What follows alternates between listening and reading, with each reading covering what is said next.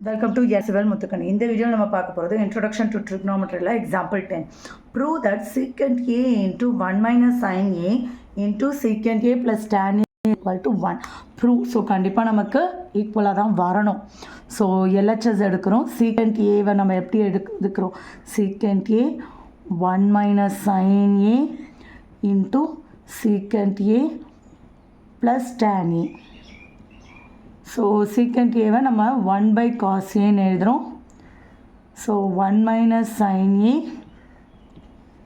இங்கே 1 by cos A tan A என்னன்னு எழுதுறோம் sin A by cos A.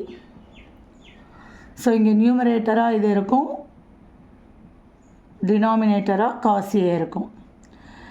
Into இங்கே வந்து டினாமினேட்டர் சேமாக இருந்ததுனால மேலே இருக்கிற நியூமரேட்டரை ஜஸ்ட் ஆடில் எழுதிடுறோம். இப்போது நியூமரேட்டரோட மல்டிபிள் பண்ணணும், டினாமினேட்டரோட மல்டிபிள் பண்ணணும். ஸோ காஸ் ஸ்கொயர் ஏன்னு வந்துடும்.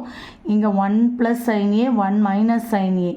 அப்போ என்ன ஒரு A + B × A - B, A² - B². So அதோட வேல்யூ என்னது? Cos square A identity.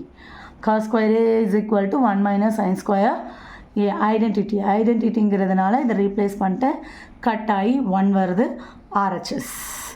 So proved.